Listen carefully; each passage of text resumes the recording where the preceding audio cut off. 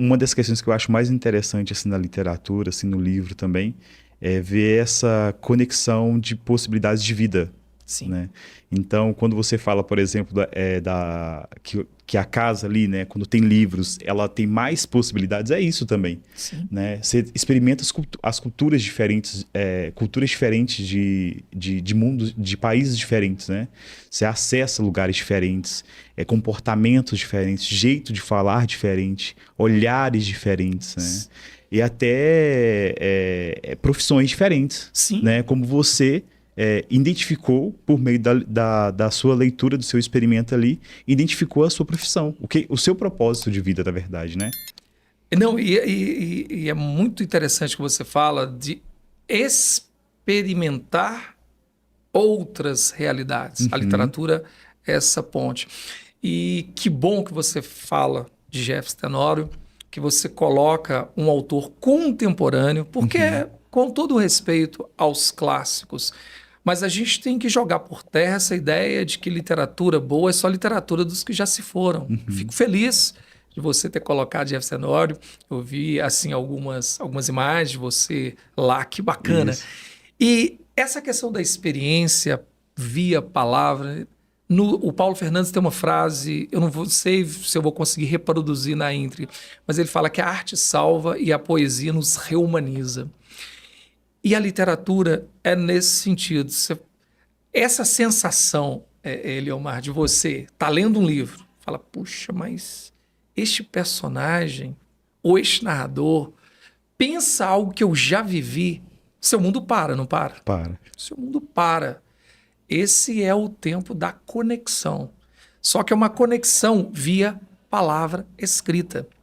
E essa conexão gera em você o input, ou seja, gera uma mudança. Pode ser uma epifania, que você vai para um outro universo, você vai para a sua infância.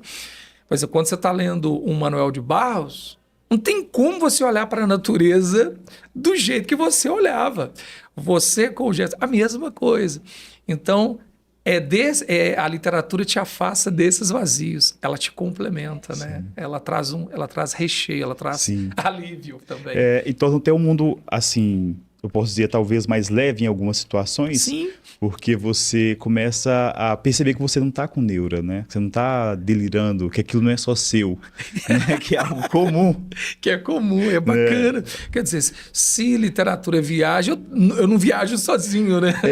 No começo do livro lá tem até um trecho que eu achei bem interessante. Eu tive uns problemas com ansiedade há uns tempos atrás. E aí eu não conseguia identificar quando as pessoas falavam sobre ansiedade, eu não conseguia fazer a identificação. Né? Depois que eu aceitei o processo e comecei a tratar e fui identificando, né, com a terapia quais eram os gatilhos e quais os comportamentos dos gatilhos, eu fui mapeando eles Que e bacana. encaixando eles no lugar deles, né, ali, né? Então, quando eles vêm, rapidamente você já encaixa ele num determinado lugar. Não, assim, não age assim comigo, você vai agir dessa forma. Você fica autônomo, né? Você toma Que autonomia sobre o bacana. processo. E no começo desse livro, O Avesso da Pele, ele relata a primeira crise de ansiedade que ele teve. Um Olha dos só. personagens, né? E conta que, tipo assim, o mundo dele tremeu quando ele soube que o Sol iria explodir daqui a 8 bilhões de anos. Alguma coisa assim, sabe? E aí relata processos de que todo ser humano vai morrer e tal. E aí ele tem a primeira dor de estômago, Olha sabe? só. Aí ele começa a relatar os sintomas físicos, assim.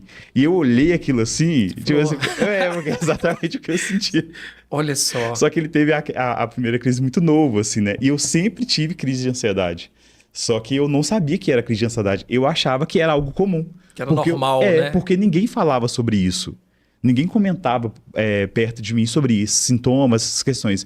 Então, tipo assim, eu ficava calado porque as pessoas não comentavam Ficava de também. boa, né? Eu tô sentindo algo normal, porque provavelmente todo mundo sente isso e deve ser normal, porque ninguém fala que isso é um incômodo. Até que eu cheguei numa situação muito grave, assim. E que eu tive pro médico e tal, e aí eu descobri que não era normal e que eu tive que tratar todo esse processo. E no começo desse livro Que bacana. traz esse relato, assim, de um personagem que tá em sala de aula e ele tem uma crise de ansiedade, assim. E olha como que conecta não só a sua vida, mas eu fico. Aí precisaríamos de um roteirista, né, para conseguir colocar no papel, ou até mesmo na tela, num filme, num curto, essa experiência. Essa experiência é sua. Sim. Não adianta o Farelo, não adianta o Paulo, não adianta ninguém ficar falando tem que ler. Inclusive é uma expressão que eu nem utilizo, Leomar, tem que ler. Ah, mas o livro vai cair na prova. Na prova eu viro para os estudantes e falo assim, a sua leitura é mais importante do que a prova. Você não tem que ler porque... Não, você não tem que ler. Você é convidado. Eu falo que eu não acredito nesse papo, você tem que ler. Eu acredito numa energia, numa força, num engajamento, no sentido de que eu tenho que levar alguém a despertar para o hábito da leitura.